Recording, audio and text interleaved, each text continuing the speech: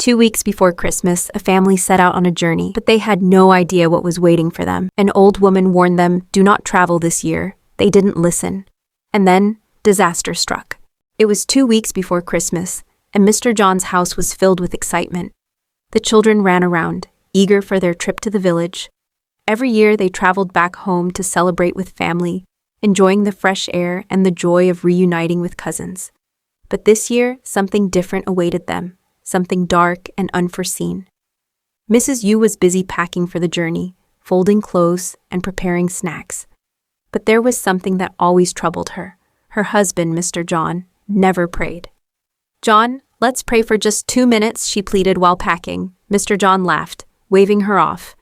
"God knows we're traveling. He doesn't need a reminder," he said. Yu sighed, feeling uneasy.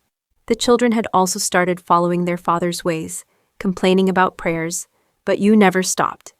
Deep in her heart, she wished John would join her, just once. One evening, as Mr. John was driving home from work, he saw an old woman waving at him for help. He stopped and asked, "Mama, where are you going?" "I'm going down the next street. Can you take me there?" she asked. As they drove in silence, the old woman finally spoke. "My son, don't be angry, but you must not travel to your village this Christmas. If you must go, pray and fast. There is danger ahead." Mr. John laughed. "Mama, we've traveled every year. Nothing will happen." The old woman looked at him seriously. "I have said what I needed to say. The rest is up to you."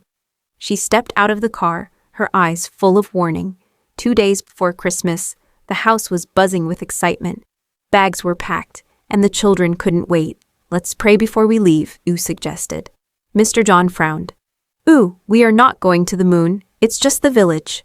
He walked outside to warm the car, but when he tried starting it, the engine refused to start.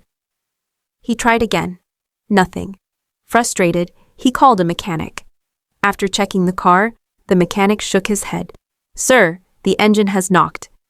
This car isn't going anywhere." Yu looked at her husband and whispered, "Maybe God doesn't want us to go." Ignoring Yu's concerns, Mr. John decided they would take a commercial bus instead. At the bus station, Yu stood up and said, "Let's pray before the journey." Some passengers nodded. Others ignored her. "Yu, sit down, you're embarrassing me," Mr. John whispered angrily. Yu closed her eyes and prayed anyway. "Lord, protect us on this journey." The bus started, moving smoothly. Mr. John leaned against the window and dozed off. Everything seemed peaceful. But danger was waiting ahead. Far away in the village, an old woman named Mama Amaka sat outside her hut. She despised Mr. John and his successful family. "Every year he comes showing off his wealth," she muttered. "This time it will be different." She and her friend Mama E visited the village witches seeking help. The witches laughed and said, "It is done. They will not reach this village alive." Mama Amaka smiled wickedly. As the bus moved along the highway, the driver suddenly shouted, "The brakes are not working!" Panic spread through the bus. Passengers screamed. The vehicle swerved dangerously. Ahead, a massive tanker truck blocked the road. Yu grabbed her children and prayed, "Lord, save us!" A deafening crash followed. News of the accident spread like wildfire. In the village, people whispered, John's family was in a terrible crash. Mama Amaka fell to the ground, pretending to weep. "Oh, my son, what have we done to deserve this?" But deep inside, she was rejoicing. Back at the crash site, rescue teams arrived. Miraculously, Yu and her children were completely unharmed. Not a single scratch. Mr. John, however, had lost both his legs.